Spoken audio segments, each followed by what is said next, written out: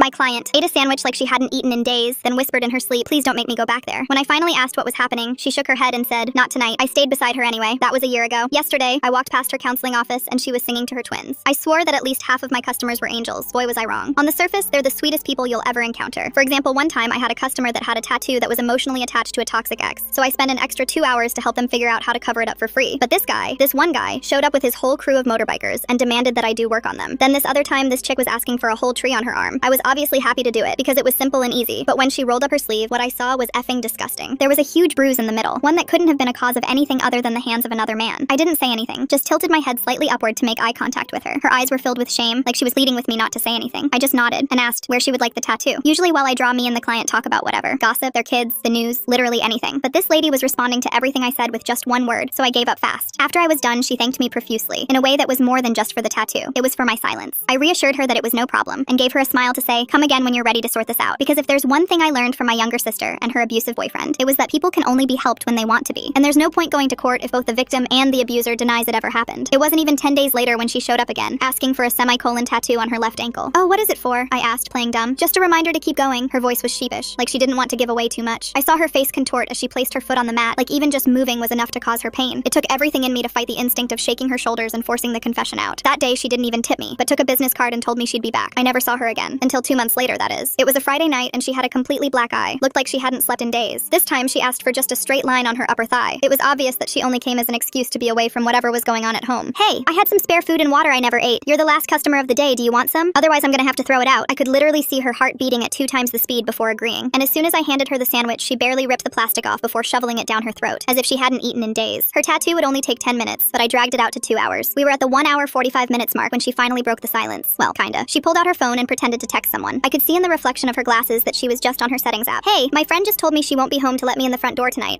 Is it cool if actually, you know what? Don't worry about it. Never mind. Of course you can stay here. I was actually planning on pulling an all-nighter to work on some stuff." I was lying through my teeth, but she bought it, or pretended to anyway. I could see her trying to hide her excitement, but the corners of her lips were turned up all the way. That night, she slept on the tattoo bed while I pretended to work on my computer. I had just finished another game of League of Legends when I heard her laughing in her sleep. I turned around smiling, but that's when I saw tears streaming down her face. I sat down beside her. "Please don't make me go back there. Keep me safe, please." I held her hand and nodded, and suddenly, she shot straight up and finally explained what was going on. Her boyfriend was a police officer, and a well-respected one at that. Except when he went home every day, instead of watching TV or drinking a few beers, he'd spend the night wailing on her. He called it their little game. She had nowhere to turn, except for now. I opened my mouth to ask more, but she shook her head. "Not tonight," she said quietly, before turning her back and going back to sleep. The next morning, there was a knock at the door. It was the police. 3 officers stood at my door, their uniforms crisp in the morning light. The lead one stepped forward, and my stomach dropped. Officer Derek Johnson, all 6 feet 2 inches of him, with those cold eyes that scanned right past me into the shop. His hand rested casually on his service weapon. "We're looking for Rachel. Her family's worried sick about her." I kept my face neutral while my mind raced. Rachel was hiding in the supply closet, barely 15 feet away. I forced myself to look confused, tilting my head slightly. "Haven't seen any Rachel. Just closed up for the night." I gestured vaguely at the empty shop behind me. Derek pushed past me without waiting for an invitation. The other 2 officers exchanged uncomfortable glances but followed him inside. One was older, graying at the temples. His badge read Martinez. The younger one, Williams, couldn't have been more than 25. "We have probable cause. Missing person case." Derek's voice carried that particular tone cops use when they expect immediate compliance. I pulled out my phone and started recording, following them around my shop. "This is private property. You can't just barge in here." Derek ignored me, methodically checking behind the counter, in the bathroom, anywhere a person might hide. Williams drifted toward the supply closet, and my heart hammered against my ribs. That's when Rachel's phone vibrated. The sound came from her jacket, draped over the chair where she'd left it. Derek's eyes narrowed instantly. "That's her ringtone." His voice went dangerously quiet. I said it myself. I lunged for the jacket before he could. "Oh, that's mine. Client left it last week. Same ringtone. Weird coincidence, right?" Derek snatched it from my hands, his facade of professionalism cracking. He dug through the pockets and pulled out Rachel's ID. The temperature in the room seemed to drop 10 degrees. Williams had reached the supply closet. His hand was on the doorknob when he called out, "Should we check in here, Sarge?" Derek waved him off too quickly. "She's not hiding in a closet. Check the bathroom again." Something in his tone made me realize the truth. He didn't want witnesses to whatever he'd do if he found her. Martinez must have sensed it too because he stepped between Derek and the closet. "Let's file the report at the station, Chen. She'll turn up. Always do." Derek's jaw clenched, but he couldn't argue without seeming suspicious. He pulled out a business card and pressed it into my hand hard enough to leave marks. "Call me immediately if she shows up, for her safety." The threat behind those words was crystal clear. They left, but I waited a full 5 minutes before letting Rachel out. She emerged shaking, tears streaming down her face. I locked the door and pulled the blinds. "He has a tracking app on my phone," she whispered, "but I left it at home as a decoy. I knew he'd check there first." She pulled out a tablet from her bag and showed me a hidden cloud account. Photo after photo of bruises, cuts, documentation spanning 2 years. The bruises formed a clear pattern of escalation. Arms, ribs, places that wouldn't show in uniform. The shop's landline started ringing. Derek's number flashed on the caller ID. I let it go to voicemail. Then it rang again and again. By the 4th call, I unplugged it, but not before hearing the increasingly unhinged messages he was leaving. "You don't understand," Rachel said, her voice hollow. "His network goes everywhere. Other cops, judges, even my therapist reports to him. Last time I tried to leave, he had me put on a 72-hour psychiatric hold." My phone buzzed. A text from my sister Mia lit up the screen. "Cops at my work asking about you. What's happening?" Rachel saw my face voice and started hyperventilating. He's mapping your connections. He'll threaten everyone you love until you give me up. I checked the security camera feed from the store across the street. Derek's personal car had been circling the block every hour since they left. Then my phone rang, my parents' number. Sweetie, the police just came by for a wellness check. Said they were worried about you. What's going on? After I hung up, Rachel broke down completely. I have to tell you something. I'm pregnant. That's why I finally ran. I couldn't let a child grow up in that house. The weight of her words settled over us. I made a decision and called a number I'd memorized but never used. A contact from the Domestic Violence Underground Railroad. I need a safe house. Tonight. The voice on the other end was calm, professional. Location? Getting there meant crossing the entire city. Derek had patrol cars at every major intersection. I could see them on the traffic app, stationed like a net waiting to close. Rachel put on my spare wig and jacket. We took back alleys, ducking between buildings, staying off main streets. Halfway there, a patrol car appeared at the end of the alley. My blood froze. Williams was driving, and he definitely saw us. Our eyes met through the windshield. He slowed the car to a crawl, maintaining eye contact, then he kept driving. The safe house was an apartment above a Vietnamese restaurant. The owner, Kim, met us at the back entrance. When she rolled up her sleeves to unlock the door, I saw old cigarette burns matching the pattern on Rachel's arms. No words were needed. Survivors recognize each other. You'll be safe here, Kim said, but we all knew it was temporary. I wonder what's really going on with the tattoo artist here. They seem pretty calm for someone who just got pulled into this whole mess with Rachel and Derek. Derek's reach was too long, his connections too deep. This was just the beginning of something that would consume all our lives before it was over. As I left Rachel in Kim's capable hands, my phone buzzed with notifications. My shop's online reviews were being bombed with 1-star ratings. Harbors criminals, unsafe environment, owner is unstable. The war had begun, and Derek had just shown me he'd use every weapon at his disposal. But looking back at Rachel's face in the window, her hand protectively over her stomach, I knew I'd made the only choice I could live with. Williams was parked outside my shop when I got back. He didn't get out, just handed me a piece of paper through the window and drove away. It was Derek's duty schedule for the next month. The battle lines were drawn. Some cops knew what Derek was. The question was whether that would be enough to stop him before someone got called. The morning news broadcast Derek's face across every screen in the city. He stood at a podium in full dress uniform, tears glistening as he pleaded for information about his mentally ill girlfriend who disappeared without her medication. The performance was flawless. Concerned boyfriend, dedicated officer, pillar of the community. I watched from Kim's restaurant as he dabbed at his eyes and thanked the public for their support. Rachel watched the broadcast on her phone, her hands trembling so violently she nearly dropped it. The lies poured from Derek's mouth with practiced ease. He spoke of her bipolar disorder, her history of paranoid delusions, the danger she posed to herself without proper treatment. Every word carefully chosen to discredit anything she might say. My shop phone rang nonstop. Rachel's mother sobbed through the voicemail, begging me to help find her daughter who desperately needed medical attention. Her father's message was angrier, demanding I stop enabling Rachel's mental breakdown. Derek had spent years planting these seeds, building a narrative that would protect him if she ever tried to escape. The 1-star reviews multiplied overnight, my business page flooded with accusations, harboring criminals, unsafe environment, owner mentally unstable. Each review posted from different accounts, but the writing style was unmistakably similar. Derek's network was mobilizing, and my livelihood was the first casualty. A health inspector arrived at my shop before I'd even finished my morning coffee. He wore a satisfied smirk as he cited violation after violation. Improper storage temperatures, inadequate ventilation, contaminated surfaces that had passed inspection just months earlier. The closure notice went up immediately, bright red against my window. Derek appeared at my sister's workplace 3 days in a row. Each visit lasted longer than the last. He'd stand by Mia's desk in full uniform, asking questions about Rachel's whereabouts with exaggerated concern. Other employees started avoiding Mia, afraid of guilt by association. Her manager pulled her aside on the 3rd day, suggesting she might be happier working somewhere with less disruption. Mia quit that afternoon. Her daughter had started asking why police officers kept visiting Mommy at work, whether they'd done something wrong. The fear in a 6-year-old's voice was enough to break anyone's resolve. Derek knew exactly which pressure points to push. Rachel attempted to file a report at a precinct across town. She'd barely started explaining her situation when the desk sergeant excused himself to make a phone call. 5 minutes later, he returned with a patronizing smile and Derek's number on a card. The blue wall was everywhere, impenetrable and absolute. I reached out to a journalist friend who'd covered police corruption before. We arranged to meet at a park outside the city, away from potential surveillance. She arrived with a recorder and notebook, eager to document Rachel's story. The interview lasted 10 minutes before a patrol car pulled us over for a broken taillight that wasn't broken. They confiscated her equipment and strongly suggested she reconsider interfering with an ongoing investigation. Kim's restaurant faced an ICE raid the following week. Agents stormed in during the lunch rush, demanding documentation from every employee. Kim's papers were perfectly legal, had been for 20 years, but that didn't stop them from shutting down service for the entire day. The message was clear: help Rachel, pay the price. Rachel broke down that night, curled in the corner of the safe house bedroom. She insisted on returning to Derek, couldn't bear watching innocent people suffer for her choices. I held her while she sobbed, feeling the baby kick against her ribs. The life growing inside her was the only reason she'd found courage to run. Now even that felt selfish. My parents called the next morning, voices shaking. Someone had spray-painted cop killer across their garage door in the night. The security camera that should have caught the vandals had mysteriously malfunctioned. When they'd called to report it, the officer taking the statement suggested maybe they should talk to their child about the company they keep. Derek's partner showed up at my closed shop alone. Officer Ramirez knocked on the back door until I answered, his face drawn with worry. He glanced around nervously before explaining that Derek was spiraling, becoming reckless. Other officers had noticed, were getting uncomfortable. He urged me to convince Rachel to return before someone got seriously hurt. The warning in his words was unmistakable. This wasn't a threat, but genuine concern from someone who'd seen Derek's capabilities firsthand. Williams arrived at the safe house at 2 in the morning, out of uniform and clearly terrified. He handed me a USB drive with shaking hands, explaining he couldn't watch anymore. The drive contained Derek's duty schedule, patrol routes, and something more. Body cam footage other officers had tried to delete. Frame after frame showed Derek's violence, fellow cops turning away while he disciplined suspects with excessive force. The footage revealed a pattern spanning years. Williams had done his research, found 3 other women who'd filed complaints against Derek. All had either recanted their statements or disappeared entirely. One name made Rachel gasp: Sarah Hendricks. Derek had told her Sarah moved to Florida for a fresh start. The truth was darker. Sarah's body had been found in her apartment, ruled ruled a sewer slide despite friends insisting she'd never shown signs of depression. I contacted the FBI through a domestic violence advocate who knew channels outside local jurisdiction. Agent Carol Shaw agreed to meet, her expression grave as she reviewed our evidence. She admitted they'd been monitoring Derek for months but needed concrete testimony to move forward. The bureaucracy of federal investigation moved slowly, especially when the subject's uncle served as deputy chief. Derek's response was swift and brutal. My shop windows shattered in the night, glass scattered across the floor like deadly stars. Snitch was painted across the walls in red letters 3 feet high. The insurance company declined my claim within hours, too high risk given the ongoing criminal investigation. Rachel discovered she was carrying twins during an ultrasound at a free clinic. 2 heartbeats fluttered on the screen, doubling both her joy and terror. The stakes had tripled overnight. 3 lives now depended on escaping Derek's reach. Kim connected us with an underground network specializing in relocating abuse victims. They could provide new identities and safe passage internationally, but the cost was staggering, $50,000 for complete disappearance. My savings account held $12,000. The crowdfunding page I created was shut down within days, flagged as funding criminal activity. PayPal froze my accounts based on suspicious activity reports. Marcus Rodriguez contacted me through encrypted channels. Derek's former partner from 5 years ago had been in hiding, carrying evidence of Derek's first victim. He offered testimony in exchange for protection, proof that Derek's violence had started long before Rachel. The price of his cooperation became clear when my nephew was arrested on fabricated substance charges, spending a night in county jail with violent offenders who somehow knew he was connected to someone opposing a cop. My nephew emerged traumatized, bruises covering his arms. His cellmate had casually mentioned that Chen sent his regards. An 18-year-old kid paying for my choices. The guilt was suffocating, but backing down now would make his suffering meaningless. Rachel attempted sewer slide 2 days later. The news report about my nephew had broken something inside her. Kim found her in the bathroom, pills scattered across the floor. The hospital's mandatory reporting meant Derek would know their location within hours. We fled before the paperwork was even complete. The car chase through downtown was like something from a movie. Derek's voice crackled over police radios, coordinating pursuit of a dangerous fugitive. A helicopter joined the hunt, spotlight piercing through alleys as we abandoned the car and ran. Williams appeared at a crucial intersection, his patrol car conveniently stalling just as Derek tried to pass. His suspension came through before we even reached the next safe house. The FBI finally raided Derek's home. What they found turned even seasoned agents' stomachs. Torture implements, trophies from victims, Rachel's jewelry she thought she'd lost, Sarah's driver's license preserved like a hunting trophy. Derek went underground immediately, but half the force still protected him. Sightings poured in from across the city, officers helping him stay one step ahead. My shop burned to the ground on a Tuesday night. Security footage showed uniformed officers standing watch as flames consumed everything I'd built. Derek's crying performance on TV deserves an Oscar. Watching him dab at his eyes while calling Rachel mentally ill is like watching a wolf complain about sheep being too fluffy. The fire spread to adjacent businesses before firefighters arrived. Mrs. Chen from the flower shop next door was hospitalized with smoke inhalation. The community that had once supported me now saw me as the source of their troubles. Death threats arrived daily. My phone buzzed with graphic descriptions of what would happen if I didn't convince Rachel to return. Former customers crossed the street to avoid me. The tattoo community blacklisted me as too dangerous to associate with. Rachel went into premature labor during a particularly stressful night. We rushed to the hospital under assumed names, but Derek's network had infiltrated even medical facilities. A nurse casually mentioned that Officer Chen had been asking about pregnant women matching Rachel's description. We barricaded ourselves in the delivery room. The emergency C-section happened while I stood guard at the door. 2 tiny fighters entered the world at 32 weeks, their cries weak but determined. A boy and a girl, both struggling to breathe on their own. The NICU became our next battleground. Derek appeared in surgical scrubs, having slipped past security with his badge. Rachel's scream alerted staff, but their response was sluggish, conflicted. I tackled him before he could reach the incubators. As security finally pulled him away, he whispered his promise. He'd cull them all before letting us win. Agent Shaw personally led Derek's arrest in the hospital. The threat against newborns had finally given the FBI the urgency needed to act. Derek's last words before they dragged him away were simple. Blue protects blue. Even in custody, his confidence remained unshaken. The arrests cascaded like dominoes. 17 officers indicted for corruption, evidence tampering, conspiracy to obstruct justice. Williams testified before a grand jury, detailing years of cover-ups and intimidation. The police union lawyers arrived in force, defending every accused officer pro bono. Rachel testified via video link from a secure location. She described the torture, the threats, the forced pregnancy when she'd tried to leave before. The jury sat in stunned silence as evidence photos displayed the systematic escalation of violence. Derek watched from the defendant's table, his eyes never leaving the screen. Marcus Rodriguez never made it to trial. A professional hit disguised as a random shooting silenced his testimony forever. The message was clear. Cooperation had consequences that extended beyond Derek's reach. We were dealing with something bigger than one violent cop. The witness protection offer came with impossible conditions. Rachel and I had to decide within 24 hours whether to disappear forever. My family gathered at my parents' house, the tension thick enough to choke on. Mia held her daughter close while my mother paced the kitchen, wringing her hands. My father sat silent, his face aged 10 years in the past month. I explained the situation as gently as possible. The FBI couldn't guarantee our safety without complete relocation. New identities, new city, no contact with anyone from our past lives. My mother's sobs filled the room while Mia's daughter asked why everyone was crying. Rachel waited at a secure location with the twins, still in the NICU fighting for every breath. The medical bills were astronomical, but witness protection would cover everything if we agreed. The alternative was staying and hoping Derek's network wouldn't reach us from behind bars. My nephew arrived halfway through the discussion, still jumpy from his night in jail. He flinched when car doors slammed outside. The bruises on his arms had faded to yellow, but the psychological damage ran deeper. He begged me to take the deal, to get away before more people got hurt. The decision tore me apart. Abandoning my family felt like betrayal, but staying meant putting them in perpetual danger. Mia understood first, pulling me into a fierce hug. She whispered that protecting those babies mattered more than anything. My parents took longer to accept it, but eventually my father nodded, tears streaming down his weathered face. Kim's murder changed everything. The restaurant owner who'd sheltered us was found dead in her kitchen, the scene staged to look like a robbery. Nothing was stolen except her life. The message was clear. Derek's reach extended beyond prison walls. At her funeral, other survivors from her network stood together, a silent army of women who'd escaped violence only to live in perpetual fear. The trial moved at breakneck speed disappeared once the FBI took over. Federal prosecutors presented evidence methodically, building an airtight case. Rachel testified from a secure location, her voice steady as she detailed years of systematic abuse. The defense attorneys tried to paint her as mentally unstable, using Derek's carefully planted medical records. But the physical evidence spoke louder than any gaslighting attempt. I testified about the harassment campaign, showing documentation of every threat, every act of intimidation. The prosecutor displayed photos of my burned shop, my parents' vandalized home, the systematic destruction of everyone who'd helped Rachel escape. The jury's faces grew grimmer with each piece of evidence. Derek's network began turning on each other as plea deals were offered. Officers who'd looked the other way suddenly remembered details they'd conveniently forgotten. The blue wall cracked, then crumbled entirely. 17 officers were convicted on various charges, their sentences ranging from probation to 20 years. The day of Derek's sentencing arrived with unexpected drama. As the judge read the verdict, 45 years to life, Derek lunged from his seat. He knocked over the defense table, charging toward where he thought Rachel was sitting. The bailiff moved to intercept, but Derek was faster, fueled by rage. The first shot caught Derek in the shoulder, spinning him around. The second hit his spine as he continued crawling forward, screaming threats. Court security surrounded him as he writhed on the floor, paralyzed from the waist down. His final act of violence had sealed his fate. He'd spend his sentence in the medical ward, dependent on others for basic care. Rachel and I entered witness protection 3 days later. The goodbye with my family happened at a nondescript office building. FBI agents standing guard. My mother clung to me, making me promise to stay safe. Mia slipped a photo into my pocket, her daughter's kindergarten picture, something to remember them by. The twins were transported separately, still requiring specialized medical care. Their premature birth had left them with underdeveloped lungs and other complications. The boy, especially, struggled with every breath. We were told they'd meet us at our destination, but the wait was agony. Our new city was nothing like home. Different climate, different culture, different everything. The FBI set us up with new identities. I was now a freelance graphic designer, Rachel a medical billing specialist. Our backgrounds were meticulously crafted, complete with employment histories and references that would check out if anyone investigated. I found a small commercial space and slowly built a new tattoo shop under my assumed name. The first customer who walked in had familiar bruises on her wrists. She didn't say anything, just pointed to a butterfly design in my portfolio. I understood. Word spreads in certain circles. There's always someone who needs a safe place. Rachel struggled more with the transition. PTSD manifested in unexpected ways. The sound of sirens sent her into panic attacks. Uniformed security guards made her freeze. The twins' health issues added another layer of stress. We found a therapist who specialized in trauma, someone who didn't need to know our real names to help. 1 year passed in our new life. The twins grew stronger, finally breathing without assistance. Rachel found purpose in helping other abuse survivors navigate the medical system. Her billing knowledge became a tool for reducing hospital debts for women fleeing violence. Then the news came through our FBI handler. 3 witnesses in related cases had been murdered. Someone was selling information from inside the witness protection program. We were moved again with 6 hours notice, leaving everything behind except what fit in 2 suitcases. The second relocation was harder. The twins were old enough to notice the disruption, crying for toys we'd had to abandon. I couldn't open another shop, too risky to stay in one place long enough. Instead, I worked from apartment to apartment, building a client base among other people living in society's shadows. Rachel trained as a nurse's aide, work she could find anywhere without extensive background checks. She came home exhausted but fulfilled, finally helping people in a tangible way. The twins started walking, then talking, blissfully unaware of why we never used their real names in public. Derek died in prison 2 years after his conviction. An inmate whose sister had been brutalized by police cornered him in the medical ward. The attack was swift, brutal, and final. The news reached us through official channels, delivered with clinical detachment. Rachel cried that night, not for Derek, but for the girl she'd been before he destroyed her life. With Derek gone, we cautiously tested whether it was safe to surface. I visited our old city wearing a disguise that would make a Hollywood makeup artist proud. The tattoo shop space stood empty, plywood over the windows. Someone had spray painted "Thank you for saving her" across the boards. Fresh flowers lay at the doorstep. Williams met me at a diner outside town. He'd made detective, working in internal affairs to root out corruption. He showed me photos of the memorial garden planted where Kim's restaurant had been. The community hadn't forgotten. He warned that some of Derek's associates still held grudges, but the immediate danger had passed. Rachel's parents desperately wanted to meet their grandchildren. The way Derek just happened to slip past hospital security with his badge makes me wonder about the depth of corruption here. How many people were still looking the other way, even after everything came to light? The risk assessment took months, involving federal agents, psychologists, and security experts. Eventually, a supervised meeting was arranged at a neutral location. Watching Rachel's mother hold the twins for the first time broke something inside me. Family connections severed by violence could never fully heal. We decided to maintain our hidden life despite Derek's death. The twins deserved to grow up without the shadow of their biological father's crimes. Rachel was pregnant again, this time by choice, with a child conceived in safety rather than violence. Our underground network had helped 17 women escape similar situations, each one a victory against systems that protected abusers. 5 years after that terrifying morning when Derek appeared at my door, I ran a thriving tattoo shop in our new city. The name on the door wasn't mine, but the work was. Rachel had become a certified domestic violence counselor, turning her trauma into a lifeline for others. The twins started kindergarten knowing only that their mother was brave and I was family. Our apartment walls displayed photos of the life we'd built. Birthday parties, first days of school, normal moments that felt miraculous after everything we'd survived. Rachel's pregnancy progressed smoothly, this baby growing in an environment of love rather than fear. We'd created our own family from the ashes of violence. The underground network continued operating through encrypted channels. Every few months, a woman would arrive at my shop with familiar bruises and a certain look in her eyes. I'd offer her water, a safe place to rest, and connections to people who could help. The cycle that started with Rachel had become a lifeline for others trapped in similar nightmares. Some nights, I still dreamed about my old life, my parents, Mia, the shop I'd built from nothing. But then I'd wake to the sound of the twins laughing, Rachel humming in the kitchen, and remember that some prices are worth paying. We'd lost everything and everyone we'd known, but we'd gained something precious, the chance to save lives and build a future free from violence. The shop's appointment book stayed full, my clients drawn by word-of-mouth recommendations from people who understood discretion. Each tattoo told a story, covering scars, marking new beginnings, reclaiming bodies from trauma. My art had become a form of healing, just as Rachel's counseling gave voice to the silenced. We never spoke of returning to our our old lives. The twins knew us only by our assumed names, their past erased for their protection. Sometimes Rachel touched the semicolon tattoo on her ankle, remembering the woman who'd walked into my shop years ago, desperate for any excuse to escape. That woman was gone, replaced by someone stronger, someone who'd learned that survival sometimes means letting go of everything except what matters most. Our story wasn't unique. Countless women lived similar shadows, fleeing violence that wore a badge or a suit or a friendly smile. But we'd found purpose in the hiding, creating ripples of change that spread far beyond our small circle. Every woman who passed through our network carried the message forward. Escape was possible, survival could become thriving, and sometimes the greatest victory was simply continuing to breathe free. Alright folks, that's a wrap. Appreciate you letting me ramble right along with you. What a ride it's been. Let's do it again sometime. Subscribe for more content like this.